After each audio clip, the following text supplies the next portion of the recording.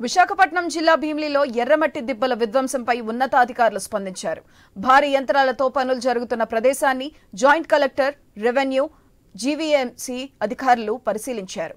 భారీగా జేసీబీలతో పనిచేస్తుంటే ఏం చేస్తున్నారంటూ అధికారులపై జేసీ ఆగ్రహం వ్యక్తం చేశారు. అధికారుల రాక తెలుసుకుని నిర్వాహకులు అంతకుముందే యంత్రాలు, లారీలను అక్కడి నుంచి పంపించేశారు.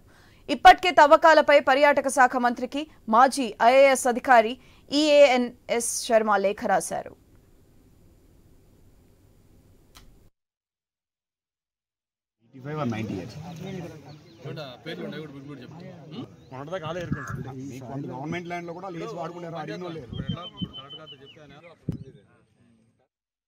ఎర్రమట్టి దిబ్బల తవ్వకాలకు కూటమి ప్రభుత్వం ఎలాంటి అనుమతి ఇవ్వలేదని భీమిలి ఎమ్మెల్యే గంటా శ్రీనివాసరావు స్పష్టం చేశారు.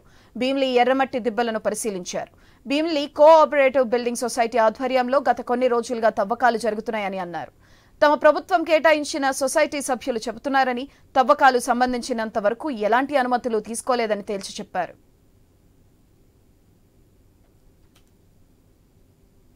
కోఆపరేటివ్ హౌసింగ్ సొసైటీకి సంబంధించి ఎర్రమట్టి దెబ్బల్లో ఎంక్రోచ్మెంట్ అయిందా, అలాగే దానికి సంబంధించి బఫర్ జోన్ వదిలేసి వీళ్ళు ఎక్స్క్లూజివ్ చేసుకుంటున్నారా, వాళ్ళకి అలాట్ చేసిన దాంట్లో ఒక 91 acres అనుకోండి, అది జియో హెరిటేజ్కి ఉందనేది ఈ మార్క్ చేసిన దాంట్లో ఆల్రెడీ అప్పుడు డిక్లేర్ చేసి దాన్ని సపరేట్గా కూడా మార్క్ చేశామని చెప్తున్నారు. ఇప్పుడే ఆర్డీఓ గారితో మాట్లాడితే కూడా ఏదైతే ఆ జియో హెరిటేజ్ కింద డిక్లేర్ చేశారో దాన్ని సపరేట్ కూడా చేసి ఆ తర్వాత ఎర్రమట్టి దెబ్బలు వచ్చేటట్టుగా దానికి సంబంధం లేకుండా వీళ్ళకి ఈ లేఅవుట్ ఇచ్చారనేది ప్రస్తుతం నేను చెప్తున్న ఇది.